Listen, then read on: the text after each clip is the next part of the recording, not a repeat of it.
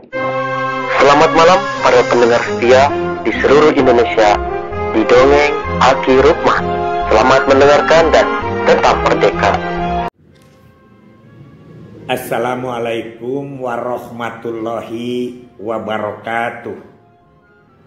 Bismillahirrahmanirrahim. Wa min ayatihi an khalaqalakum min turabin summa idza antum basarun tangtasirun. Amma ba'du. Bapak Ibu dan kawan-kawan sekalian, Aki masih membahas tentang surat ke-30, surat Rum ayat 7 dan 8 khususnya. Ya. Di situ disebut bahwa manusia dibuat dari tanah dan kemudian berkembang biak. Nah, bagaimana perkembangan biak manusia ini? Kita sekarang belajar dari negara ke negara. Kenapa? Karena penduduk itu perilakunya jahiliyah. Sama di Mekah juga sebelum ada Rasul jahiliyah, dan di mana-mana negara jahiliyah. Kita kan sudah belajar bahwa pengguguran kandungan itu adalah disahkan demi kesejahteraan negara. Tapi setelah kesini ilmunya berkembang dan dijelaskan dengan cara-cara yang bijak. Terutama salah satunya adalah program keluarga berencana. Aku ingin cerita lagi bahwa begitu padatnya penduduk di Brazil, bukan padat pada waktu itu, tapi pertumbuhannya begitu tinggi dari 2,4 sampai naik ke 3,2% per tahun, maka pemerintah itu membiarkan pengguguran kandungan di Brazil. Tercatat tahun 1964 itu ada 1,5 juta yang menggugurkan kandungan di Brazil.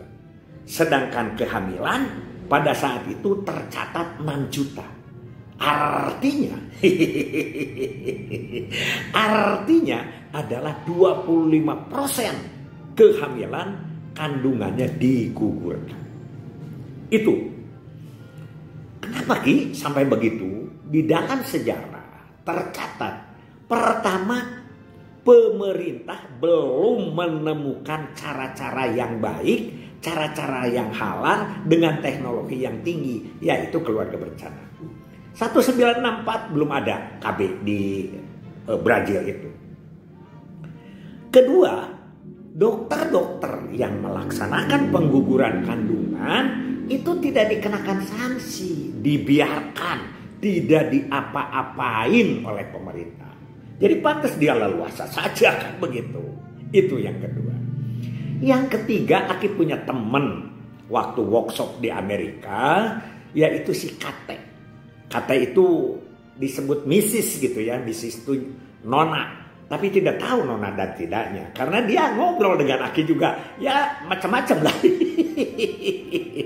Kata si Kate, kalau di Brazil itu urusan nikah tidak nikah itu tidak ngaruh. Yang nikah silahkan. Yang mau tidak nikah tapi kumpul bareng hidup bersama itu sudah biasa. Bahkan menurut dia itu 50-50. Aduh, jadi Aki juga rada kasar. Jika si KTG waktu itu mah ya nggak tahu itu nawarin gak tahu. Selama kita di Amerika kurang lebih 1,5 bulan, hampir 2 bulan ya di sana Aki belajar. Nah, karena dia itu tidak diikat dengan nikah, maka ketika kejadian dia hamil mau digugurkan ya gugurkan saja. Itu biadabnya di negara-negara tempo dulu. Ya, nah karena itu maka mulai dengan tahun 1965 timbullah dongsokan dan pemikiran. Pemikiran yang pertama keluar dari para akademisi, para profesor. Beberapa di situ ditulis tapi Aki lupa nama. Tidak penting profesornya siapa, yang penting sejarah perjalanannya kependudukan di Brazil. Pokoknya jangan sampai begini menurut mereka itu. Yang kedua agamawan.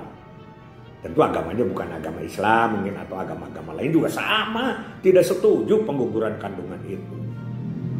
Mereka berbicara Masa kalau pengguguran kandungan yang jelas-jelas haram diperbolehkan, tapi KB harus diusahakan. Karena itu mereka juga sudah tahu bahwa KB itu mencegah sebelum terjadinya, yaitu bibit, sebelum konsepsi, begitulah bahasa kerennya. Akhirnya pemerintah menerima dan memprogram KB mulai tahun 1965. Dibentuklah apa yang disebut dengan BMP begitu ya, yaitu yang semacam di kita mah PKBI lah begitu, di PKBI dan diusung oleh IPPN, International Family Parenting Parenthood itu ya. Yang ada di Amerika kan tentu dekat, kan berhasil dengan Amerika.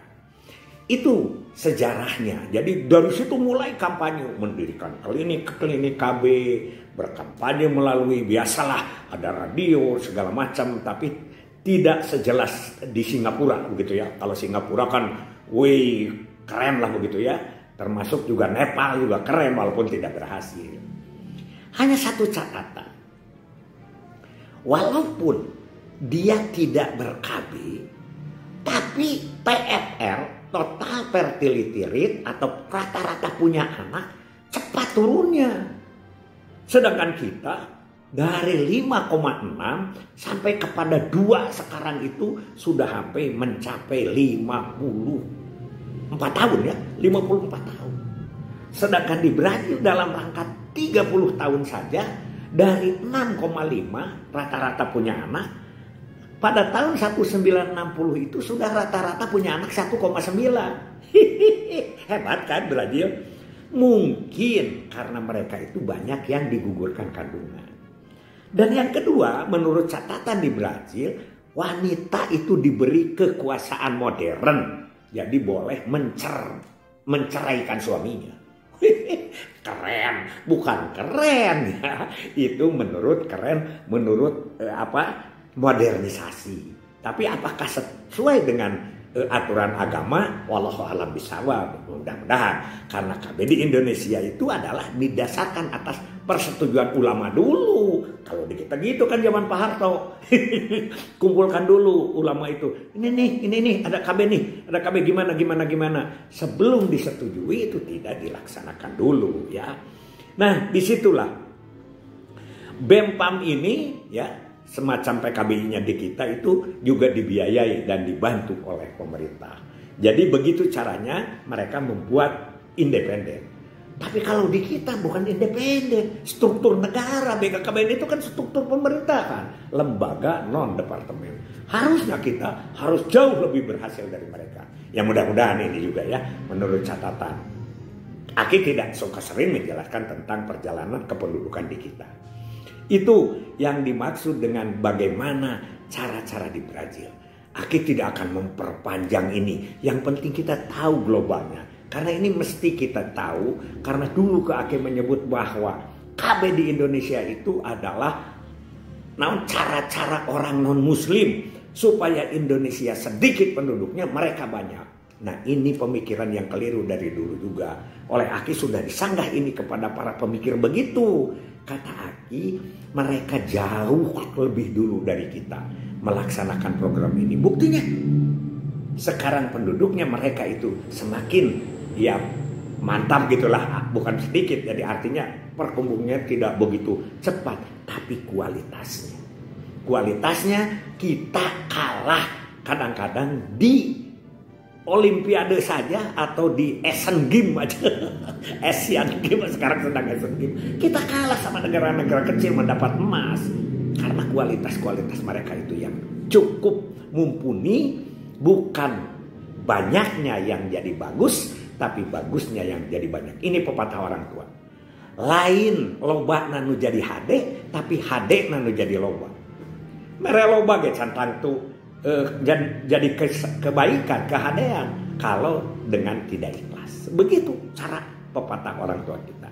Jadi begitulah Aki ingin menceritakan bahwa bagaimana perkembangan penduduk Brazil.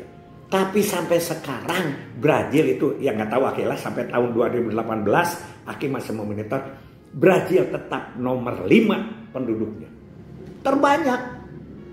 Cina, India, ya, Amerika, Indonesia, dan Brazil. Dan katanya Cina akan tersalib sama India. Dulu ngancam tuh Brazil itu akan menyalip Indonesia jumlah penduduk itu. Tapi ternyata mereka berhasil dalam mengendalikan jumlah penduduk. Wallahu a'lam bishawab. Hasbunallahu wa ni'mal wakil, ni'mal maula wa ni'man nasir. Wassalamualaikum warahmatullahi wabarakatuh.